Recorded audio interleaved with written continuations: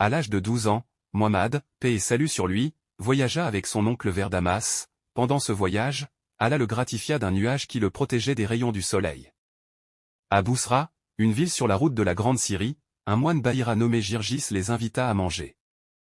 Il leur dit, « J'ai mis à manger et j'aimerais que vous veniez tous, petits et grands, libres et esclaves. » Tout le monde répondit à l'invitation sauf Muhammad. Le moine Bahira regarda les gens comme s'il cherchait quelqu'un.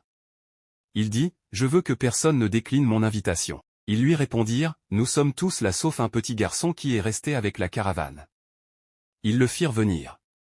Quand le moine Bahira vit Muhammad, il le contempla et le fit asseoir à côté de lui. Il lui dit, « Par les grands statuts de la Mecque. » Alors Muhammad a répliqué, « Ne me demande rien par eux, car je ne déteste rien comme je les déteste. » Après le moine Bahira lui posa la question, « Aimes-tu la solitude ?» Il répondit, « Oui. » « Contemples-tu le ciel et les étoiles ?» Il répondit, « Oui. » « Vois-tu dans ton sommeil des visions qui se réalisent quand tu es réveillé ?» Il répondit, « Oui. » Puis le moine Bahira, s'adressant à Abu Talib. « Qui est ce garçon pour toi, ayant peur pour l'enfant ?» Abu Talib répondit, « C'est mon fils. » Alors Bahira lui dit, « Ce n'est pas ton fils et il ne peut pas avoir un père vivant. » Abu Talib répondit, « C'est mon neveu. » Le moine Bahira répliqua, « Et son père ?» Abu Talib répondit, « Il est mort quand sa mère était enceinte de lui. » Bahira lui dit, « C'est le maître de l'humanité, il sera envoyé par Allah en miséricorde pour l'univers. Quand vous arriviez, tous les rochers et les arbres se sont prosternés et cela n'arrive qu'à un prophète, je le reconnais par le signe qu'il a entre les épaules, semblable à un œuf de pigeon. Raccompagne ton neveu à la Mecque, et prends garde aux Juifs, s'ils apprennent ce que j'ai su, ils voudront lui faire du mal. Ton neveu deviendra un homme important dans le futur.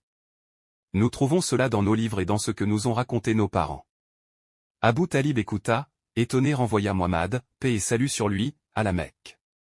Voilà la fin de l'histoire. Retenons 2 grands points sur cette histoire.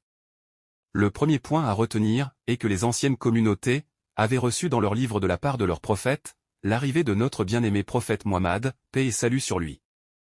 Ils le savaient tous. Le deuxième point à retenir est que les plus grands ennemis des musulmans, de l'islam sur terre sont les juifs et les polythéistes. Mettez en commentaire vive l'islam et la Palestine.